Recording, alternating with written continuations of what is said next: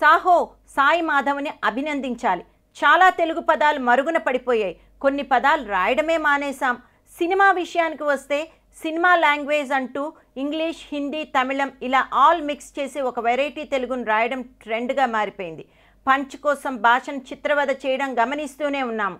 అయితే ఇలాంటి పరిస్థితుల్లో కూడా కొంతమంది రచయితలు కొన్ని స్వచ్ఛమైన తెలుగు పదాలు, కమ్మనైన నుడికారంను చెప్పాలనే ప్రయత్నం చేస్తుంటారు.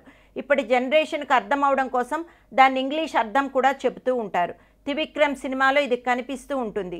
యాదృచ్ఛికం, సాపథ్యం, ఐమోలు ఇలాంటి పదాలను వాడి అందులోనే హాస్యం పుట్టిస్తుంటారు ఆయన.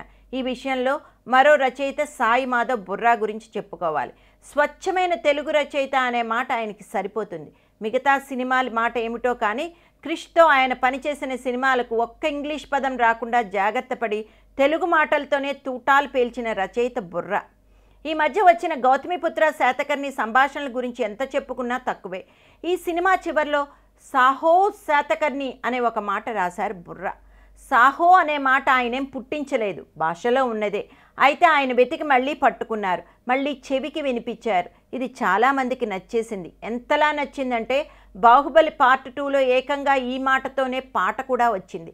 సాహోరే బాహుబలి అంటూ జనం ఊగిపోయారు. సాహో అనే మాట బాహుబలి మొదటి భాగంలో ఎక్కడా వినిపించలేదు. పార్ట్ 2లో ఏకంగా పాటే అంటే అది బుర్రా మాట మహిమే. అక్కడితో ఆగలేదు. ప్రభాస్ కొత్త సినిమాకి ఏకంగా సాహో అనే టైటిల్నే పెట్టేశారు. ఇప్పుడు మరో సినిమాలో సాహో వినిపించింది. అల్లు అర్జున్ కొత్త సినిమా డీజే, ఈ సినిమా నుండి ఓ పాట విడుదల చేశారు. ఈ పాటలో కూడా సాహో అనే మాటను వాడారు. మొత్తం మీద శాతకర్ణి కోసం బుర్రా రాసుకున్న మాట ఇప్పుడు ట్రెండ్గా మారిపోయింది. ఈ సందర్భంగా బుర్రాకి ఇండస్ట్రీ అంతా థ్యాంక్స్ చెప్పుకోవాల్సిందే అంటున్నారు ఇండస్ట్రీ వర్గం వాళ్ళు.